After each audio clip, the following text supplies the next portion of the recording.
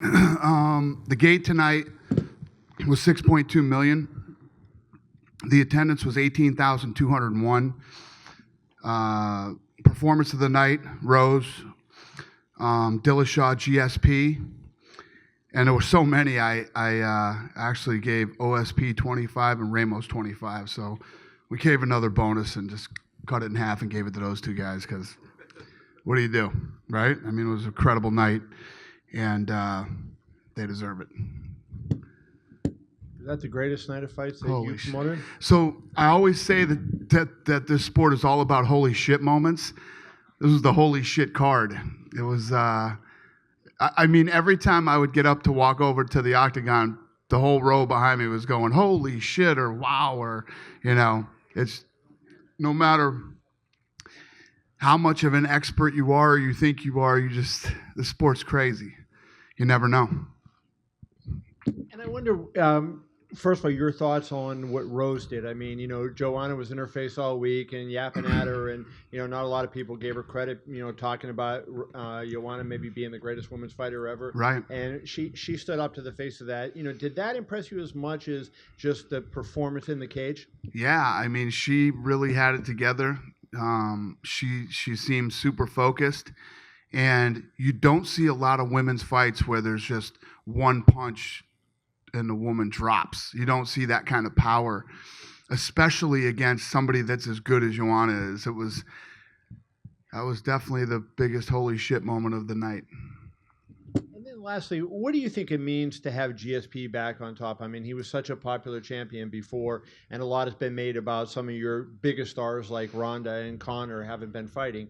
To have a guy like GSP that in the past had been money for you, having him as a champion, what do you think that means?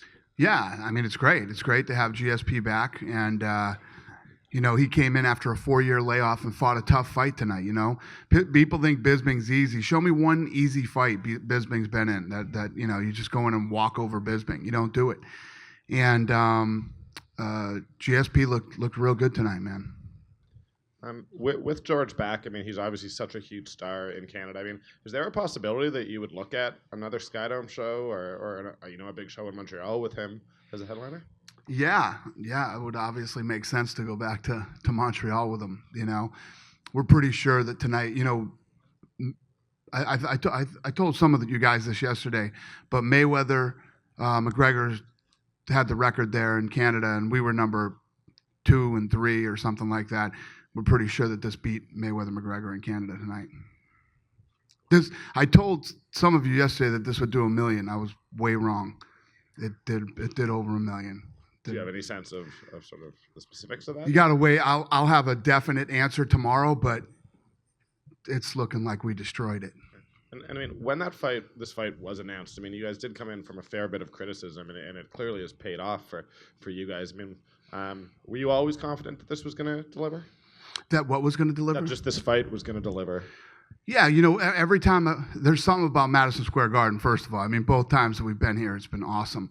But, when you put together a card, like the card we put together, you can't always guarantee. When you look at fights on paper, you're like, that's awesome, that's awesome. You can't guarantee it, but man, this one delivered, It's just such a good card with so many good fights that even if you have 3 deliver in a big way, it's a good night. But to have the entire card deliver the way that this card delivered tonight, it's awesome. When this happens and comes together, it's fun. And then have you spoken with Demetrius Johnson? I mean, is he more open to a fight with TJ now? I haven't, but he should be. I mean, he's been crying for a long time for a big fight. He's got his big fight now. I'm down for it because I wanted to do it before, but now it's even better because they both have belts. So, yeah. Quick question. Hi. I know you and Hyperbole go together great. Best card ever? It's one of the best ever. To sit here tonight after just watching this card and say, yeah, it's probably the best card I've ever seen. But if you really think back to all the cards that we've done over the last, 15 years, we've had some pretty badass cards. I could count on one hand how many shitty cards we've had. You know what I mean? So to call it the best ever, that's tough. But it was one of the best ever, if not the best ever. And one last question. What were your thoughts on the two fights where the State Athletic Commission had to jump in, the Walt Harris DQ, and then the other fight where he ended up winning by TKO when we originally thought it might be another DQ? Yeah, they had a weird night. It was, I like that they're using instant replay. I think we should use instant replay. Every other sport does it, and it works great in those sports. But it's weird when you look on instant replay and then still call it a DQ. Did anybody else think that should have been a DQ? He hit his ear. I was talking about the kick to the ear. Yeah. Yeah. But that's why you use instant replay. You see, he grazed his ear, He threw an illegal kick, but it didn't really land to do any damage to the fighter. How about Walt Harris? Walt Harris, what? DQ? Yeah, I don't remember. Dana over here. Yeah. What do you think about Tyron blowing up here Twitter timeline all through in the GSP Bisping fight? Do you think he's gonna get that big fight he wants? What did Tyrone do? He was blowing up your Twitter timeline with saying he could beat either one of them or Whitaker. Yeah, it's going to be Whitaker. Do you have an early time frame? No. I don't even know what's going on with GSP. He was transported to the hospital, so he's got to get stitches in his nose. He if he doesn't take Bisping down and keeps it standing, he comes out of that fight with almost no damage. Bisping did some serious work from his back, split his nose open, had him blood all over his face, and he took some big shots from the top position. And if he didn't do that, he probably would have come out pretty much unscathed. But he's got to go to the hospital right now. So we'll see how he is. I don't know what the status is with him. And had Joanna won tonight, when she got that first shot at the 125 after the tough finale? Say that again? Had Joanna won tonight, when she got the first shot of the winner, whoever gets the 125 belt? I don't know what her plans were. I don't know what she was. But yeah, I mean, if she won tonight, pretty much let her do whatever the hell she wants to do. So is Ronda still the GOAT in your opinion for women's MMA? Yeah, Ronda's got the record. It's tough to deny the record. Right here, Dana. What about the what? That's not true. That Paige is getting the title fight at 100. Not that I'm aware of. Not that I'm aware of. I love Paige and everything, but no, that's not true. I think you gave a quote before you got here that GSP and Whitaker is a done deal. But when you say that, you're just saying that's the plan. It's not that it's signed, not that there's a date pick, but that's definitely going to be the fight. Yeah. Fair enough. And, you mentioned with Dillashaw saying you wanted to go down. I know you wanted to do that fight before, but, are you 100% comfortable? Because, the guy at weigh-ins, he was under, but, he didn't look like he had a lot of weight to lose. I think people were a little scared. Are we sure he can make 125 pounds? Do you feel confident enough to say no problem? It's not up to me to feel confident about it. It's him. Does he feel confident he can make that weight? And, he was very confident when I talked to him that he could do it.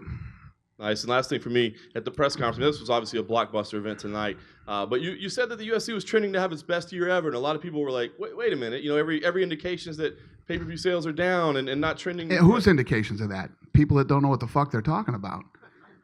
You know what I mean? If you don't know what's going on in our business, how can you speculate that we're having a bad year? This is the best year by a long shot in the company's history. Boom. Ronda didn't fight. Conor really didn't fight in MMA. John Jones fought once. And, Anderson Silva, Chuck Liddell, the list goes on and on and on. The business is kicking ass. Best year ever by a long shot. Yes. Oh, hell yeah. Yeah. It's counting all the money that we made in the last 12 months. I can't take that out. It happened. And if that didn't happen, Conor would have fought twice this year. Yeah, you can't take it out. Who cares about the boxing match? It's revenue that the company made that we spent 4 months of our resources promoting. Dana. Yep. Right here. Yep. Demetrius Johnson has said previously that he he wants to take super fights, but he also wants to get paid. At least he said previously a couple of millions, or at least a pay raise.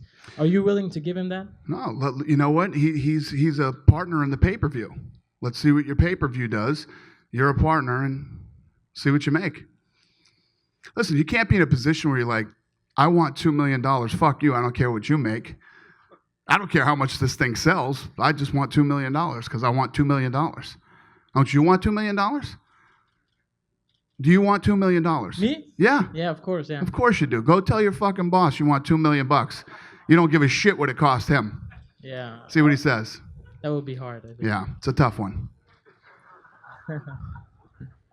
Dana, you've been right here.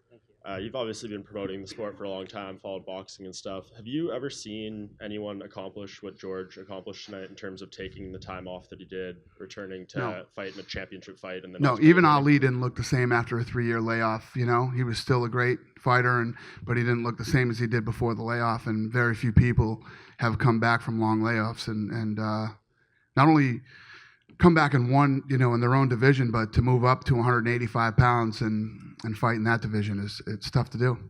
Yeah, and typically, in terms of Joanna, when a dominant champion like that goes on such a long run, you give them the option of having an immediate rematch. Do you feel like that's probably the next move in terms of the 115 division? I'm sorry, you wanted to do what? Do you think she deserves an immediate rematch considering what she did during her title reign? It depends. I mean, we'll see. We'll see what happens. I can't even think about that yet. Obviously, tonight, there's probably a lot of rematches you can make after tonight, but we'll see. I got to get back and figure things out and see where everybody's head's at and what they want to do. And I guess this is kind of in that same light, but I know you guys just announced a show in London for March. Do you think Michael Bisping said he wants to fight in the UK one more time before he retires? Is it kind of a perfect fit that he may headline that show and kind of go out on again, depending on how he's feeling. He got pretty busted up tonight.